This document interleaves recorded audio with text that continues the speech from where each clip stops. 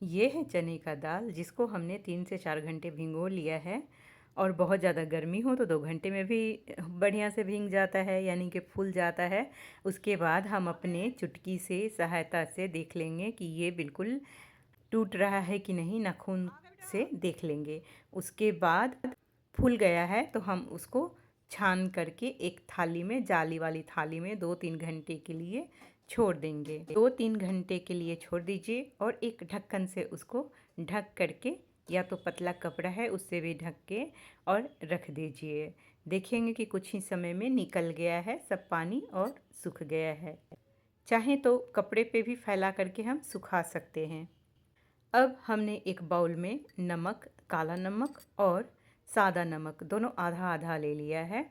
और थोड़ी सी हल्दी लेंगे और थोड़ी सी हम मिर्ची पाउडर लेंगे। आप जीरा पाउडर जो कि हमने पहले से भूंज रखा है, और काली मिर्च पाउडर भी ले सकते हैं। अब एक कढ़ाई में हम तेल डालेंगे। तेल को पूरा गर्म होने देंगे और थोड़ा सा हींग भी आप ले लीजिए। हम बीच में हींग को भी डाल देंगे, यानी कि मसालों के साथ हींग को भी डाल देंगे।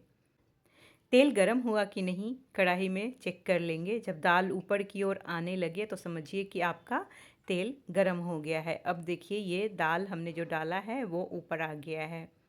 अब हमारे मिक्सचर को छानने के लिए बिल्कुल तैयार है। मिक्सचर लेना कितना है आप देख सकते हैं, थोड़ा थोड़ा लेकर के हम इस तरह से डालेंगे।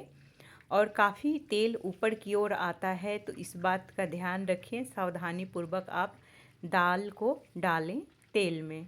तो इस तरह से आप जब ऊपर आने लगे, दाल हमने जो डाला है वो ऊपर आने लगे पूरा, और थोड़ा सा कलर भी चेंज हो जाएगा, जैसे कि पिंक पिंक जैसा हो जाएगा, ब्राउन, लाइट ब्राउन पिंक जैसा हो जाएगा।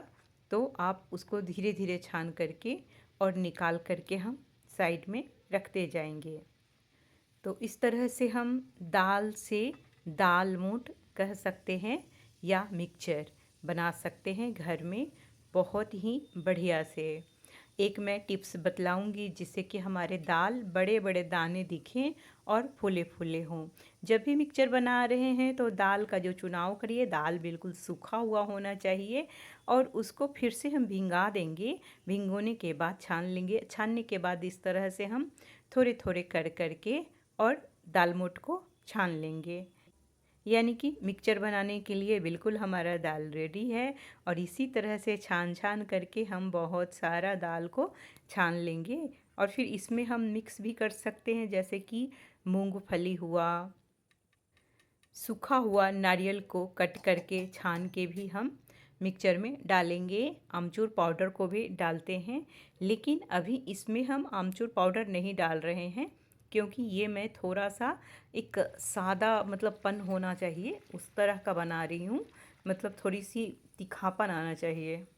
और इस तरह से करके आप बारी बारी से छान करके और बहुत ही बढ़िया से रख सकते हैं। जाली के अंदर में भी हम छान सकते हैं क्या?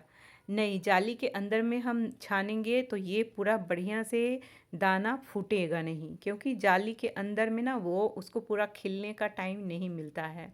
इसलिए मूंगफली या चूड़ा को हम तो उस तरह से छान सकते हैं, लेकिन इस दाल को हमें कढ़ाई के अंदर ही डालना है ताकि रिज़ल्ट बहुत अच्छा हमें मिले।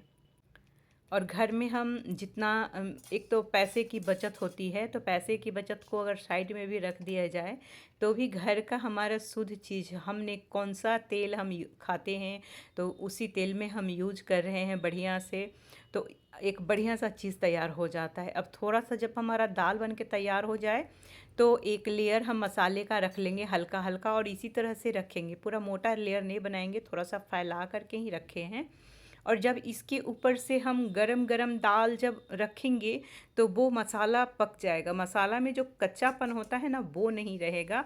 और बारी बारी से जब ऐसे करके हम पूरा डालते जाते हैं ना, तो और फिर लास्ट में हम नहीं मसाला को डालते हैं, मसाला को बीच में ही 2 बार हम डाल के और उसको पूरा ये कर लेते हैं। फिर उसके बाद हम दाल को भून भून करके और डालते जाते हैं। तो इस क्या होता है कि एकदम जो दाल होते हैं ना, इसके कारण मसाला हमारा पक जाता है बढ़िया से, और बहुत ज़्यादा हल्के हाथों से ही हम मिलाते हैं क्योंकि जब हम छान छान करके कोई चीज़ निकालते हैं तो वो काफ़ी गर्म होता है और उसी गर्मी से हमारा मसाला पक जाएगा और वो कच्चापन वाला फ्लेवर नहीं रहेगा, बल्कि बिल्कुल बढ़िया हो जाता है। तो आप देख रहे हैं कि किस तरह से बहुत ही सिंपल तरीके से दाल हम बना रहे हैं, दाल मोठ। अब बारी है मूंगफली को फ्राई करने के लिए। तो मूंगफली को फ्राई कर दिया हमने, उसके बाद हम ले रहे हैं चिवड़ा। तो चिवड़ा को भी आप थोड़ा थोड़ा करके फ्राई कर सकते हैं। तो इस तरह से आप मतलब बहुत ही सिंपल तरीके से हम बना सकते हैं नमकीन घर में। और इसमें आप करी पत्ता डालना बिल्कुल ना भूलें। एक बात मैं और बताना चाहती हूँ कि जैसे कि देखिए कढ़ाई में चिवड़ा डालते हैं, थोड़ा थोड़ा करके अगर हम डालते हैं तो ये काफ़ी बढ़िया भुन जाता है और बहुत जल्दी हो जाता है। जाली में तो थोड़ा काम कम होता है, लेकिन उसमें थोड़ा टाइम ज़्यादा लगता है, और ये कढ़ाई में मतलब फटाफट करना है तो कढ़ाई में कर लें। अगर थोड़ा सा काम है या काम फैलाना नहीं चाहते हैं तो जाली में आप फ्राई कर सकते हैं।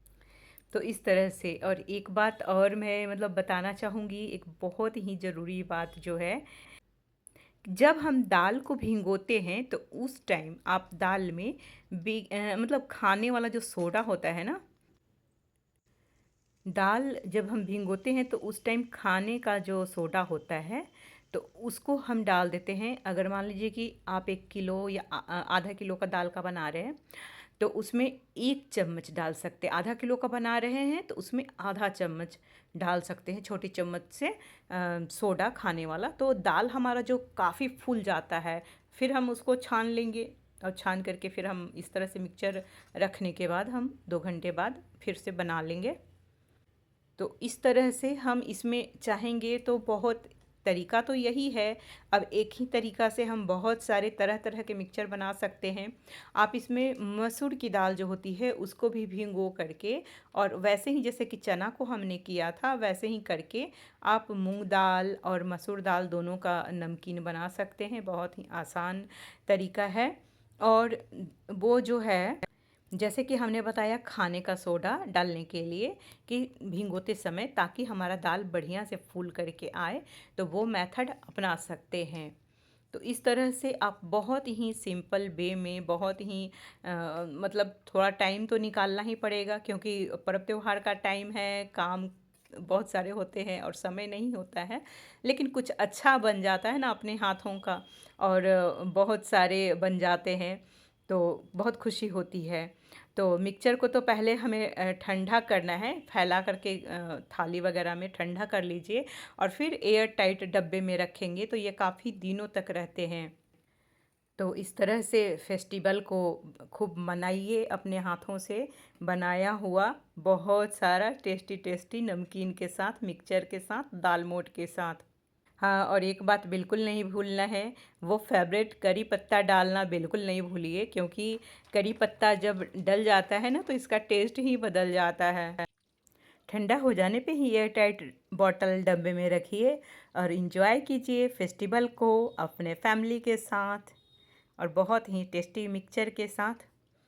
और प्लीज़ वीडियो पसंद आती है तो लाइक सब्सक्राइब करना बिल्कुल नहीं भूलें, क्योंकि इससे हमें प्रोत्साहन मिलती है और जो हम काम करते हैं उससे हमें बहुत खुशी मिलती है। तो प्लीज़ लाइक